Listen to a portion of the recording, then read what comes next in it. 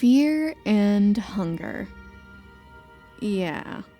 So, this game changed a lot for me. Honestly, I can say I'm not even scarred. I'm changed, but in a good way. Opening thoughts.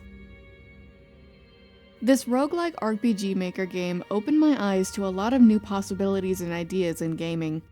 Miro really outdid himself with this project. To some people that may seem like an overstatement, but for me it really is true. I love how he said, screw the rules, I'm gonna do what I want. I have a story, and I'm going to tell it whether you like it or not. I'm not going to censor myself. I want it to be shocking. If I'm going to put effort into this thing, it's gonna look, sound, and play how I want. Miro's strange imagination and creative use of mechanics inspired me to make my own game, which I'm currently working on right now. That is how much I love Fear and Hunger. I plan to give nods to him in small details of the game as well to cement his memory in there. He truly did change something for me, and for that I am grateful to him. I also owe the early growth of my channel to Miro, as my Let's Play series of Fear and Hunger boosted my subs like crazy in just a few weeks. Fear and Hunger is to me what Amnesia was to the early horror game Let's Players way back in the day. So thanks, Miro. You really did me a solid there. Couldn't have done it without you. The gameplay. Now the game itself, Fear and Hunger hates you. It hates every cell in your little pixelated hand-drawn body. Behind every wall and every corner is an enormous you. The theme of this game is everything is hopeless and always will be hopeless. There is no hope, there is no escape, reality is suffering from the day we are born to the day we tragically and violently die, and you must accept that. It's relentless. It's based on luck. So not to be a massive edgelord, but this is the most accurate life sim game I have ever played. Every single decision and chance at survival is based on a coin flip. Chance. It's all chance. Will you get split in half? Will you have a good night's sleep? Maybe. Maybe not. It's all up to the coin flip. Which is sort of predestined, since technically the coin flips are thought to be orchestrated by the in-game gods. But to you, the person and player, it truly is chance. You can do whatever you want to, try to, whatever, in any attempt just to set yourself up for success. But just like in real life, if it's not meant to be, then everything will conspire against you to make you fail anyway. Yes, this game is hard. Yes, this game is ruthless. Yes, this game is unfair. If you don't like this, trust me, don't play it. Even the quote-unquote easiest game mode on this game is still brutal. It is true to its roguelike status. The fights are something else. Most roguelites will either absolutely encourage fighting, or make you stay as far away from it as possible. Fear and Hunger is really unique in this sense that yes, at the beginning of the game you want to stay as far away from enemies as possible, as they will absolutely obliterate you at the start, but also, talking to some enemies is a critical part of some in-game scenarios. If you are inexperienced, it all comes down to luck, trial, and error. Sometimes they will give you important items, critical information, and sometimes you can even disable or one-shot enemies by talking to them. Other times are a little less fruitful. Whoa! I find that the balance between magic and physical damage in this game can be a little too favoring on the magic side, as there are some magic spells that can be pretty OP on minor enemies in the beginning, and if you use them right, devastating on bosses and higher tier enemies later in the game. Other than that though, I'd say it's pretty balanced between swordsmanship and magic. The only thing that sucks about being a non-magical player is that obtaining better weapons with higher damage output is convoluted, at the least, and very vague. This game makes you work hard for the right to fight well. I also find it genuinely hilarious how he weaponizes human curiosity to your absolute detriment. You will get stuck. You will end up at hopeless dead ends. Physically, mentally, and emotionally, you will fall into pits that force you to start over.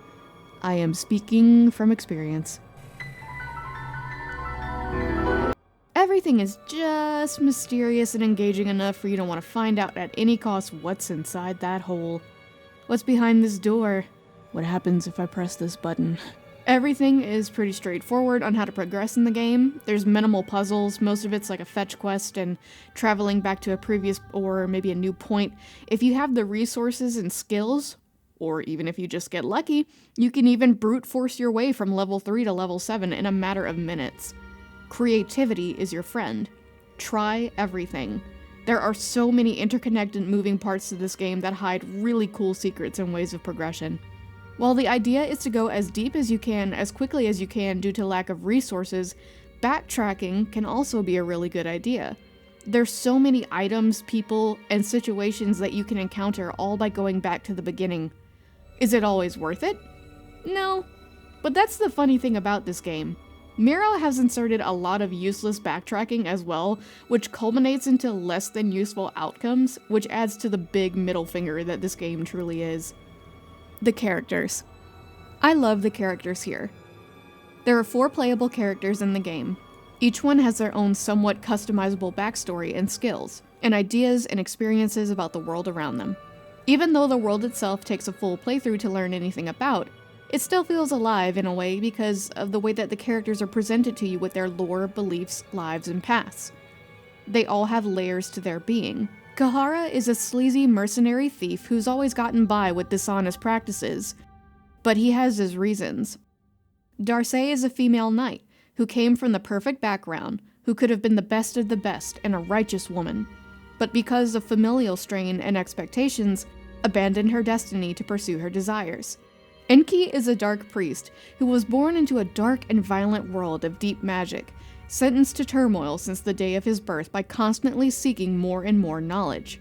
Ragnvaldr was a man from a violent continent who only knows the torment of survival and nothing else. His purpose was actually just being born to suffer through constant trial and tribulation. While these characters don't go through a 3-season, amazing character arc-filled series of events and transformations like a bunch of anime characters, you still have just enough information to sympathize with them, to care about them, or to even resent them and hate them for who they are. Each character plays just as much of a part in the story and the world around them that is equally impactful and meaningful. No character in the entire game has zero purpose.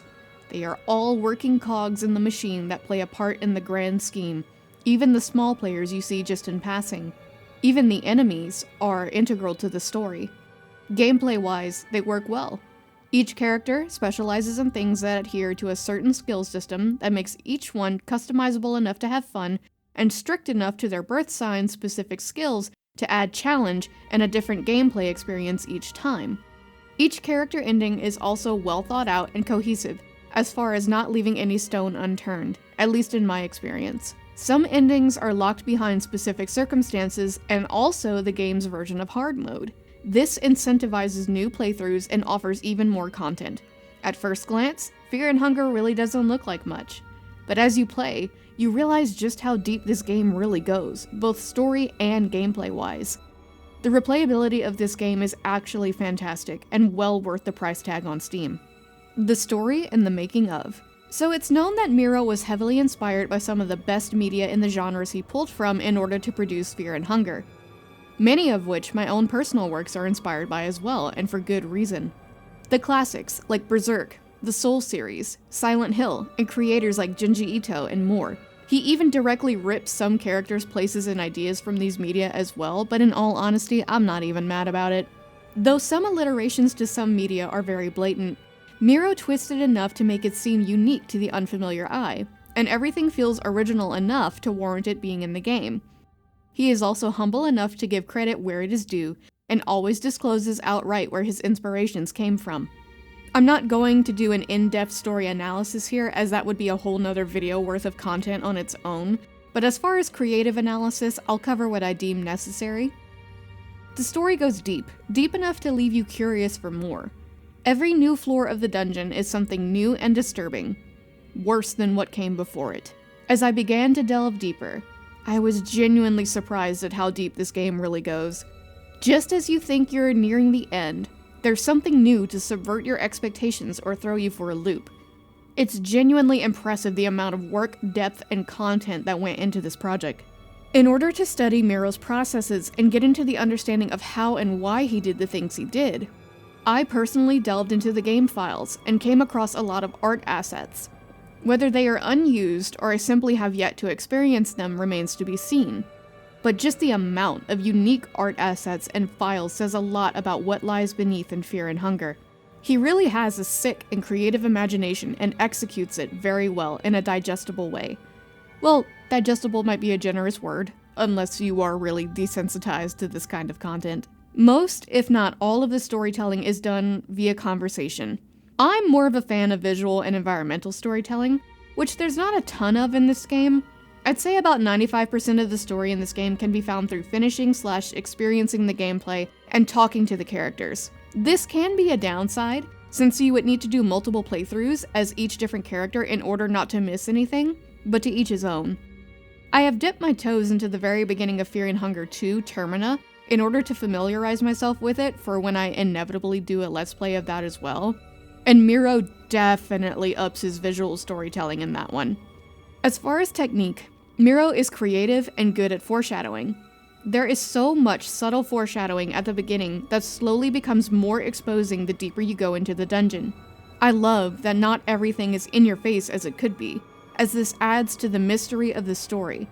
Every tidbit of vague knowledge divulged to you always draws you in closer, like following an unfamiliar whisper blindly in the dark. You know you probably shouldn't, but your curiosity will get the better of you whether you want it to or not. The art and graphics. I'm an artist myself. For my own video game I mentioned before, I'm producing all my own art and graphics from complete scratch as well. Miro's art is fascinating to me, and I'm gonna be a little bit of an art nerd and geek out a bit on this section. Also, art being the most familiar element to me in the process of creating a project, I can speak the most in-depth here on this subject. Miro has a knack for using color to make you feel something. He uses these bleak, hopeless, monotonous, and dare I say, boring, in a good way, washed out color schemes to illustrate the theme of his game. You can get an idea what you're in for just by looking at the color palette. Even the brightest and most colorful parts of this game are still muted and washed out enough to give you a sense of dread and a lack of hope. Though the colors are muted, his art style is still high contrast enough to be pleasing to the eye, and allows players to differentiate between elements in the characters and environment that need to be noticed for progression. Design-wise, the characters are pretty simple. Not bad, just a bit plain, but unique enough to be identified, which is the most important part of character design. The environments are interesting and well thought out. They feel alive, or once alive, at least. The idea is that all of the spaces you inhabit while here are abandoned, subject to the passing of time, and the people and monsters who have passed through and are now inhabiting the halls. It's dark, bleak, hopeless, oppressive, just as he intended. Atmosphere. If Fear and Hunger does anything 110%, it is atmosphere. All the elements Miro has put together culminate into this horrifying, oppressive, terrifying, heavy atmosphere. This is an atmosphere of fear. This is an atmosphere of hunger, of lack, of being lost, urgency, confusion, desperation. There really is no singular word to me that can define the atmosphere of Fear and Hunger. It does change accordingly to which section of the dungeon you're in, but there's a certain feeling, a certain air that follows you throughout the entire experience. Tension, maybe? Always being on edge. Even on your 10th playthrough, even when you're expecting the unexpected, even when you're armed to the teeth with a full party. You never really know what's coming next. And finally, the music. The music is the most ingenious, impactful, memorable thing about this game. I don't know the extent of Miro's knowledge in music prior to this game, and some of the tracks aren't his. They were composed by other artists who are credited in the credits of the game, but my compliments to everyone who worked on this soundtrack. I haven't felt this way about a soundtrack since the works on the Silent Hill series by Akira Yamaoka, and specifically the chase music from Clock Tower 3.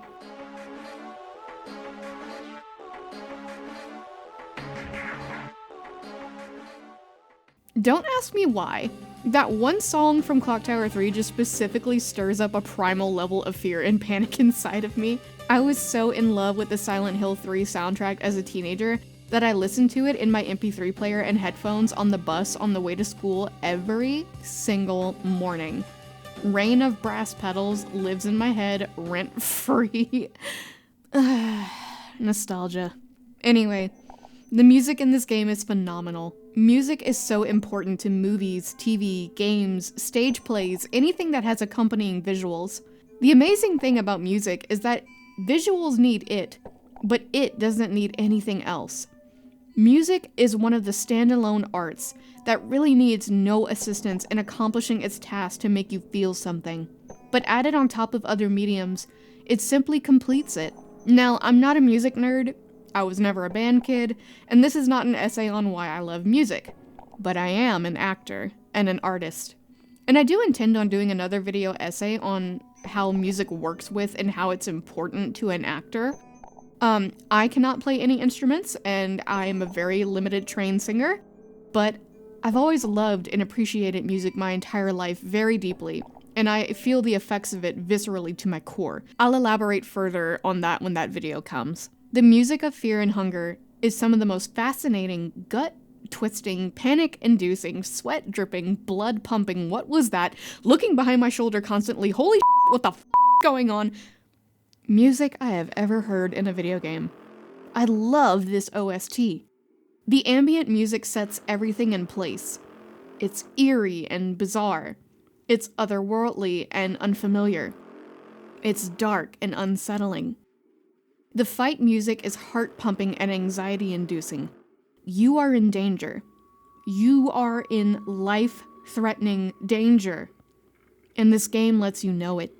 The intentions of the enemies through their theme music and general fight music is so hostile, it sets me on edge. I know that if I win this fight, I'm going to be so relieved that I'm simply alive at the end.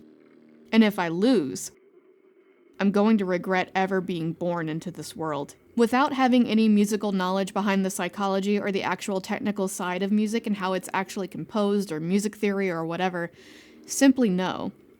The music in this game is amazing and phenomenal at doing what it is meant and intended to do, and I will remember this soundtrack forever. Closing thoughts. I stumbled into Fear and Hunger by complete accident. I was recommended a couple of videos about it out of nowhere and listened to the video essays of it on a whim, bored in a Whataburger drive-thru. I remember the exact moment when I thought, wow, this game looks right up my alley. And I am so happy that I gave it a chance. It has brought me success, it has broadened my horizons, it has opened my eyes to new things and experiences, it's introduced me to new people, it has helped me bring a community of people together that is slowly growing into something really cool.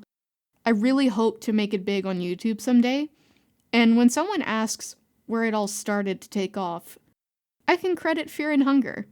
As I stated earlier, at this point in time, it's equivalent to my amnesia, and I'm very grateful for it. So thank you to Miro Havarinen for creating one of the best horror games I have ever played.